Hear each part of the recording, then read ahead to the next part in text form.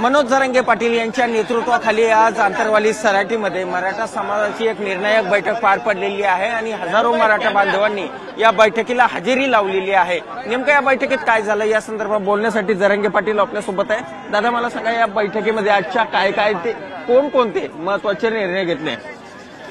दादा, कुठले कुठले महत्वाचे निर्णय या बैठकीत झाले आजच्या?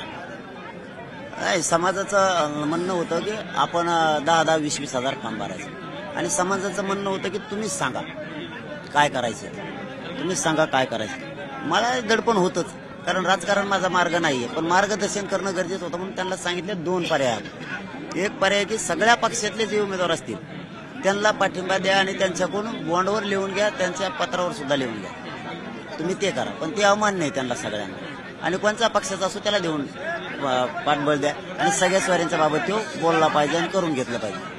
ते मान्य नव्हतं त्यांना, तर मग प्रत्येक गावातून प्रत्येक जिल्ह्यातून एक अपक्ष उमेदवार द्यायचा असं त्यांचं म्हणणं होतं। तर मग आता ते जर द्यायचा म्हणलं तर आपला उद्देश काय आहे? मराठा समाजाचेच निवडून आणणं हा नाही। सगळ्या जाती धर्मांवरती अन्याय होतोच, धनगर बांधवांवरती आरक्षणामुळे अन्याय आहे, दलित बांधवांवरती, मुस्लिम बांधवांवरती, सगळ्या मग आपणच देणारे बना ना, आपणच देणारे बना। कशाला तर कोणाच्या पाय पडायची गरज आहे? जो देणार आहेत तेच गुन्हे दाखल करायला खोटे, आपल्याला संपवायला निघायला लागले।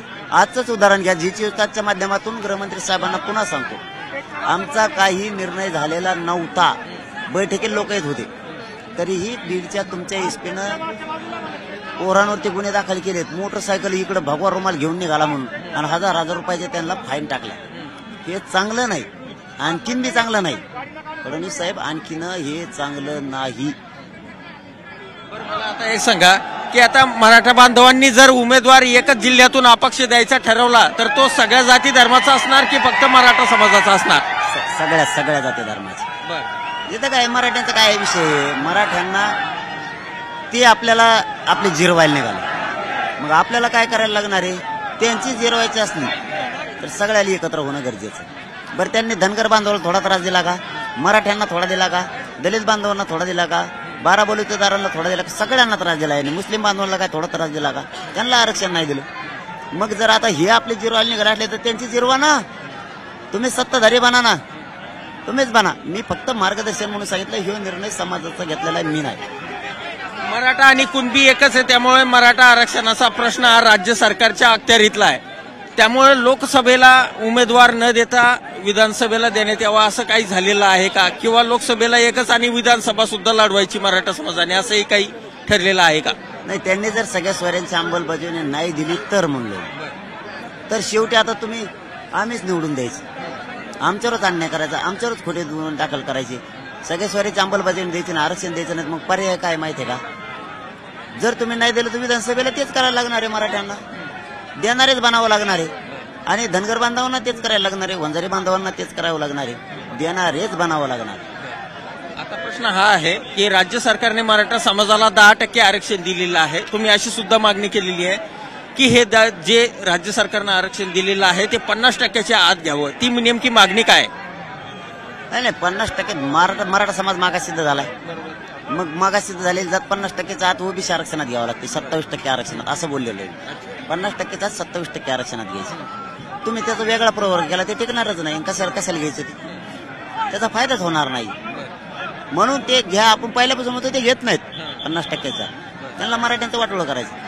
त्यापेक्षा आता जी24च्या माध्यमातून मराठा समाजाला आणखीन एक आव्हान आहे माझं, तुम्ही कोणत्या पक्षाचे मराठी असाल, कोणत्याही म्हणतो मी, तुम्ही ज्या गावात बैठक होणार आहेत त्याला विरोध करण्यापेक्षा समाजाच्या निर्णयाच्या बरोबर राहा। तुम्ही विरोध कशासाठी करणार? तुमच्या नेत्यासाठी आणि तुमच्या जातीसाठी नाही का काम करणार तुम्ही? आज जर तुमची जात अडचणीत आली, तुमच्या जातीची जिरवायला लागले तर आजची भूमिका एकच की आपली जी जिरवायला लागला त्याची जिरवणी। मग उमेदवार कोणीही असो, मला व्हायचं मी मी मी मी नाही करायचं, कोणीही असो त्याच्या पाठीशी उभा राहायचं, मग तो कोणत्या जाती धर्माचा असो, तो मराठ्यांचा असो, तो कोणाचा असो, ताकदीनं सगळ्यांनी उभा राहायचं त्याच्या पाठीशी। पण अनेक उमेदवार तयार आहे, नेमका फायनल शेवटचा उमेदवार कोण ठरवणार? एकच? ते काय आमचं काय नाही, आम्हाला काय ते छाननीसारखं नाही, मग काम काय निवडणुकीसारखं नसतं, दाना सांगून द्यायचे हे ते, कारण राजकारणात मी नाही, कारण मी डिक्लेअर केले मी निवडणुकीला उभा राहणार नाही, मी लालची नाही। मराठा समाजाला जो निर्णय घ्यायचा तो मराठा समाजाने घ्यायचा। तर त्यांनी तो घेतलेला. त्यामुळे फक्त आव्हान करणं आणि मार्गदर्शन करणं माझी जबाबदारी ती मी पार पाडतोय की कोणताही दिला मग तो एखादा बलिदान गेलेला असन, एखादा दलित असन, एखादा धनगर बांधव असन, एखादा ओबीसी बांधव असन, एखादा जो काय असतील सगळ्या 12 बलुतेदारांचा असेल, मुस्लिमांचा असेल, दलित बांधवांचा असेल, तुटून पडायचं सगळ्यांनी. म्हणायचंच नाही ह्यो मुस्लिम आहे, ह्यो दलित आहे किंवा 12 बलुतेदार आहे, ह्यो धनगर आहे. तुटून पडायचं मराठ्यांच्या उमेदवारासाठी, बाकीच्यांनी मराठ्यांनी बी बाकीच्या उमेदवार. उद्देश एकच सगळ्यांचा, आपल्या जातीवर अन्याय होतो ते आपले जिरवायला लागले तर त्यांची जिरवायची. समाज जो उमेदवार देईल त्याच्या प्रचारासाठी तुम्ही जाल का? कारण समाजाचा आग्रह हा सुद्धा असेल, जर उमेदवार फायनल आम्ही केला तर तुम्ही प्रचाराला यावं. आता त्यांना मी सांगितलं 30 तारखेपर्यंत मला गावागावात बैठका घेऊन सांगा मराठ्यांनी निवडणूक उमेदवार द्यायचा ठरवलाय, आपलं एक मतानं सगळ्यांनी काम करायचं. ते डाटा आला का मला 30 तारखेपर्यंत, त्यावेळेस ठरवू. शेवटचा संदेश काय राहील निवडणुकीच्या तोंडावर सरकारला? शेवटचा मेसेज काय राहील तुमचा सरकारला या निवडणुकीच्या पार्श्वभूमीवर? नाही, सरकार फरकारला नाही. आता काय उपयोग आहे त्यांना देऊन? ते आमच्यावर मागत लागले, खोटे केसेस कर, आमकं कर, तमकं कर, गोरगरीबाला ही कर. हे एवढं लफडं लांबायची गरजच नव्हती त्यांना, काहीच गरज नव्हती. सगळ्या स्वाऱ्यांची अंमलबजावणी आचारसंहिता लागायच्या कॅबिनेटला दिलं असतं हे होतच नव्हतं. आम्हाला गरज बी नाही, राजकारण मार्गच नाही. समाज ऐकायलाच तयार नाही. समाजालाच फक्त माझं आव्हान, सगळे लेकरासाठी एकत्र आहेत. सरकार आपली जिरवायला लागले, त्यापेक्षा त्यांचेच जिरवा आणि सत्ताधारी देणारे तुम्ही बना. माझा इतर धर्माच्या बांधवांनाही तीच विनंती. मुस्लिमांनाही आरक्षण नाही दिलं, धनगरांनाही नाही दिलं, 12 बलुतेदारांनाही नाही दिलं. तुमची ते जिरवायला लागले तर जात मोठी ठेवा, जातीला मोठं माना. आणि 12 बलुतेदारासह ओबीसींनी सगळ्या जाती धर्मांच्या लोकांनी येऊन तुम्हीच देणारे बना.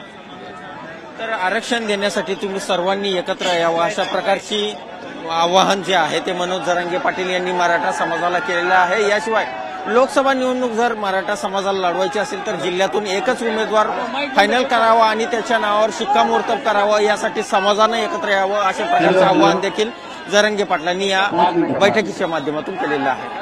Video journalist Mohammed Taufiq Shah, Nitesh Mahajan, Zee media, Antarwali, Sarate.